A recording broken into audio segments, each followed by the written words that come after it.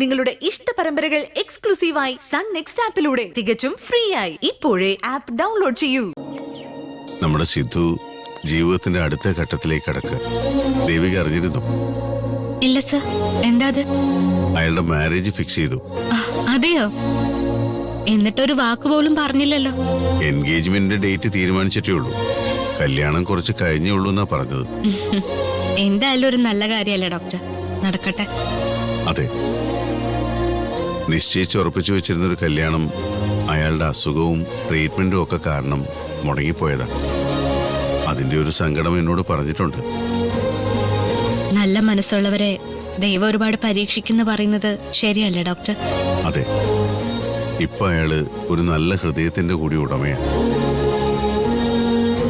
ആ നന്മ അയാളുടെ ജീവിതത്തിലുണ്ടാവും.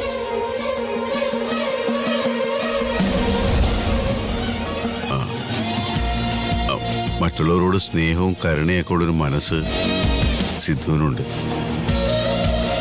ഹൃദയത്തിൽ നന്മ സൂക്ഷിക്കുന്ന ഒരാൾക്കല്ലേ അതിന് കഴിയൂ.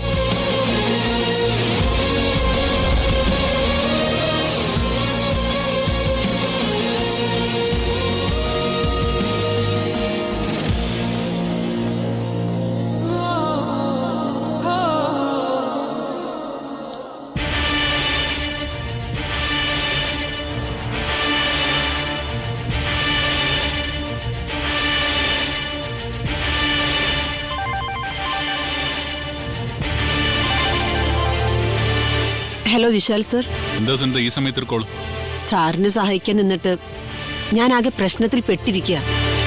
സുനിത ഇങ്ങനെ നെർവസ് ആവാതെ. Tell me the matter. നമുക്ക് പരിഹാരം ഉണ്ടാക്കാം. ജയശങ്കർ സാർ എനിക്ക് ലാസ്റ്റ് വാർണിംഗ് തന്നിരിക്കുക, റിസൈൻ ചെയ്തു പോകാൻ. ഓ, അത്രേ ഉള്ളൂ. That's silly matter.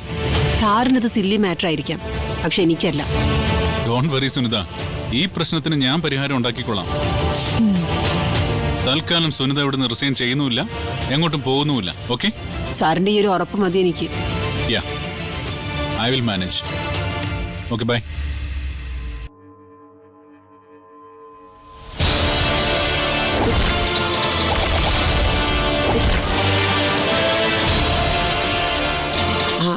മാഡം ആരായിരുന്നു ഫോണില്? അത് പിന്നെ മാഡം വിശാലായിരുന്നല്ലേ?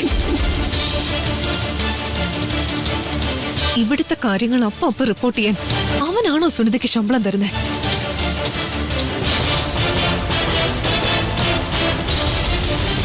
ഡ്യൂട്ടി ഫസ്റ്റ്, അതാണ് ഈ ഹോസ്പിറ്റലിന്റെ മോട്ടോ. സ്നേഹവും സൗഹൃദവും ഒക്കെ അത് കഴിഞ്ഞു. മനസ്സിലായോ സുനിതയ്ക്ക്? ഓ മാഡം.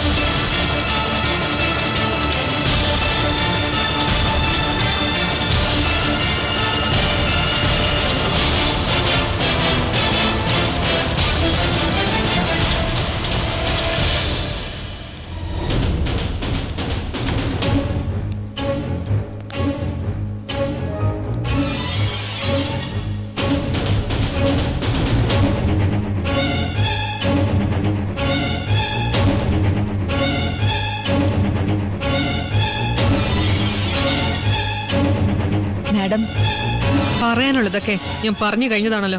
ഇനി എന്താ? ഞാൻ എന്തെങ്കിലുമൊക്കെ ചെയ്യുന്നുണ്ടെങ്കിൽ അത് മാഡത്തിന്റെ നന്മയെ കരുതിയ. എന്റെ നന്മയ്ക്ക് വേണ്ടിയാണോ നീ വിശാലുമായി സഖ്യം ഉണ്ടാക്കിയേ? അതെ മാഡം.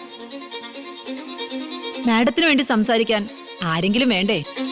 സത്യം പറഞ്ഞ ഒരു ഇടനിലക്കാരിയുടെ റോളാണ് എനിക്ക്. ഫിനാൻഷ്യലി ഓർ ഒഫീഷ്യലി എനിക്ക് അതിന്റെ ആവശ്യമില്ലെന്ന് മാഡത്തിന് അറിയാലോ. എല്ലാരും ഒറ്റപ്പെടുത്തിയ മാഡത്തിന് ഒരു കൈത്താങ്ങ്, അത്രേ ഞാൻ കരുതിയുള്ളൂ.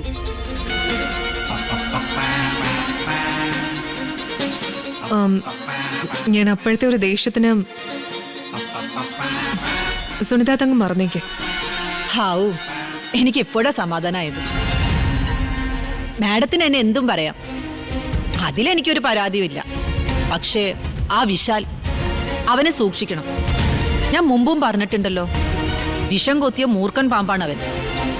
അതോർത്തിനി സുനിതയ്ക്ക് ടെൻഷൻ വേണ്ട. മൂർഖനെ അതിന്റെ മാളത്തിൽ വെച്ച് തന്നെ ഇല്ലാതാക്കാൻ കേൾപ്പുള്ളവർ എന്റെ ഒപ്പമുണ്ട്. അപ്പോ എന്റെ ജോലി? സുനിതയ്ക്ക് അറിയാലോ, അഡ്മിനിസ്ട്രേഷന്റെ ചുമതല എനിക്കാണെങ്കിലും കാര്യങ്ങൾ തീരുമാനിക്കുന്നത് ഡാഡിയും മരുമകനും ചേർന്ന. എനിക്കതിൽ യാതൊരു റോളും ഇല്ല. സുനിത ഡാഡിയോടൊന്ന് സംസാരിച്ച് നോക്ക്. എന്റെ ഭാഗത്ത് നിന്ന് എല്ലാ സപ്പോർട്ടും ഉണ്ടാവും. Okay madam.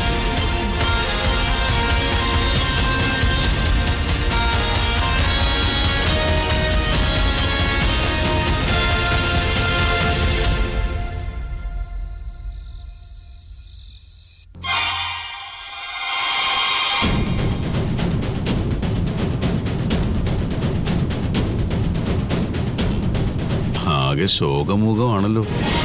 ഞാൻ എന്താ എപ്പോഴും തുള്ളിച്ചാടി നടക്കണം? സാധാരണ അങ്ങനെയാണല്ലോ. ഹോസ്പിറ്റലിലെ സ്റ്റാഫിന്റെ മുന്നിൽ വെച്ച് ഡോക്ടർ സുനിതയുമായി എന്തായിരുന്നു ആർഗ്യുമെന്റ്? അത് ഞാൻ അവരെ അത്രയും വിശ്വസിച്ചിട്ട് എന്നെ ചതിച്ചില്ലേ? അവരെ വിശ്വസിക്കരുതെന്ന് നിനക്ക് ഞാൻ നേരത്തെ വാണിംഗ് തന്നിരുന്നതല്ലേ? നീ അനുസരിച്ചോ? ഇല്ലല്ലോ. ഇനിയെങ്കിലും ഞാൻ പറയുന്ന ഒന്ന് മനസ്സിലാക്ക. സുനിത ഉൾപ്പെടെ നീ വിശ്വസിച്ച് കൂടെ കൊണ്ടു നടക്കുന്നവർ സ്വന്തം സ്വാർത്ഥ ലാഭത്തിന് വേണ്ടി നിന്നെ കരുവാക്കുകയാണ്. നമ്മുടെ ശരീരത്തിനെ ബാധിച്ച ക്യാൻസർ പോലെ ആയിക്കൂട്ടർ. കൃത്യസമയത്ത് മനസ്സിലാക്കി മുറിച്ചു മാറ്റിയില്ലെങ്കിൽ ജീവനെടുക്കും. അങ്ങനെ പെട്ടെന്ന് ഒഴിവാക്കിയ പ്രശ്നമാവില്ലേ? എന്ത് പ്രശ്നം? അങ്ങനെ ഭയന്നും മറ്റുള്ളവരെ അനുസരിച്ചും എത്ര നാൾ മുന്നോട്ട് പോകാൻ പറ്റും? എന്തു വന്നാലും ഫേസ് ചെയ്യുമെന്ന് ഉറപ്പിച്ച് മുന്നോട്ട് പോവുക. മനുഷ്യൻ മനുഷ്യനെ ഭയക്കേണ്ട കാര്യമൊന്നുമില്ല. എന്നാലും ഞാൻ ഒറ്റയ്ക്ക്. നീ ഒറ്റയ്ക്കാണെന്ന് ആര് പറഞ്ഞു? ഈ ചിന്ത ആദ്യം ഉപേക്ഷിക്കണം. നിന്റെ ഒപ്പം ഞാനും നിന്റെ ഡാഡിയും ഉണ്ട്. ചേർത്ത് പിടിക്കാനും മുന്നോട്ട് നയിക്കാനും ഇടവും വലവുമായി ഞങ്ങളുള്ളപ്പോ നീ എന്തിനാ പേടിക്കുന്നത്? നീ കേട്ടിട്ടില്ലേ, ഒറ്റയ്ക്ക് നിന്നാൽ മരം, ഒരുമിച്ച് നിന്നാൽ വനമെന്ന്? അതുപോലെ ഒറ്റയ്ക്ക് നിന്ന് മഴുവിന്റെ പിടിയാവാതെ നിന്നെ സ്നേഹിക്കുന്നവരോട് ചേർന്ന് നിൽക്ക്. തോൽപ്പിക്കാൻ ആർക്കും പറ്റില്ല.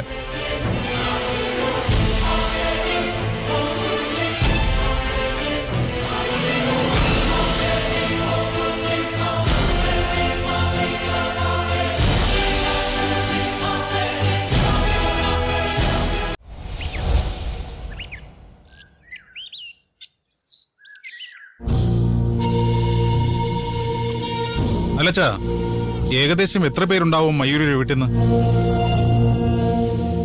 ഫുഡിന്റെ കാര്യം കാറ്ററിംഗ് കാരെ ഏൽപ്പിക്കണ്ടേ?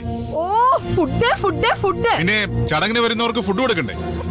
അല്ലാതെ ഗ്യാസ് മുട്ടായും സോഡാ വെള്ളവും കൊടുത്തുവിടാൻ പറ്റുമോ? സദ്യ തന്നെ പറയാം അല്ലേ കുഞ്ഞളിയ? അതല്ലേ കുഞ്ഞളിയുടെ ഇഷ്ടം? അല്ലെങ്കിൽ ഫ്രൈഡ് റൈസ് ചിക്കൻ കറി പറയാം. അളിയൻ ഇഷ്ടമുള്ളതുപോലെ എന്തെന്ന് വെച്ചാ പറയും. ഒരു മംഗളകർമ്മം നടക്കുമ്പോ നോൺ വെജ് ഒന്നും വേണ്ടെന്നാണ് എന്റെ അഭിപ്രായം. അതിനോട് മൃഗബലിയൊന്നുമല്ലോ നടക്കുന്നത്. മനുഷ്യൻ ഭക്ഷണം കഴിക്കുകയല്ലേ? അതൊക്കെ വേണ്ട പോലെ രംഗരംഗ് ചെയ്തോ. ഒരു വണ്ടിക്കുള്ള ആളെ വരുമെന്നാ അവര് പറഞ്ഞത്. ഒരു വണ്ടി എന്ന് പറഞ്ഞാൽ ഏത് വലിപ്പമുള്ള വണ്ടിയായിരിക്കും? അല്ല, പഴങ്ങളിൽ ഞാവൽപ്പഴവും ചക്കപ്പഴവും ഉണ്ടല്ലോ, അതുപോലെ ഏത് വാഹനമായിരിക്കും? തീവണ്ടി 56 ബോഗിയും. എന്റെ രംഗ, ഒരു SUV-യിലുള്ള ആളെ ഉണ്ടാവും. എന്നാ പിന്നെ കുഴപ്പമില്ല. ഏറിയ ഒരു 8-10 പേര് അല്ലേ ചേട്ടച്ച? അപ്പൊ പിന്നെ ഒരു 25 സദ്യ പറയാം. അതെന്തിനാ അത്ര സദ്യ? എനിക്ക് പിന്നെയും വിശക്കത്തില്ലേ? സിദ്ധു എന്താടാ ഒന്നും മിണ്ടാതിരിക്കുന്നത്?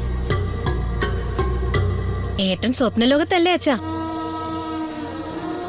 സ്വപ്നലോകത്തെ ബാലഭാസ്കർ. ഒന്ന് പോടി. എനിക്കെന്തോ ഒരു ക്ഷീണം പോലെ. സില്ലു പറഞ്ഞതുപോലെ സ്വപ്നങ്ങൾ ചുമക്കുന്നതിന് ക്ഷീണമാണോ കുഞ്ഞളിയ? ഒന്ന് പോളിയാ.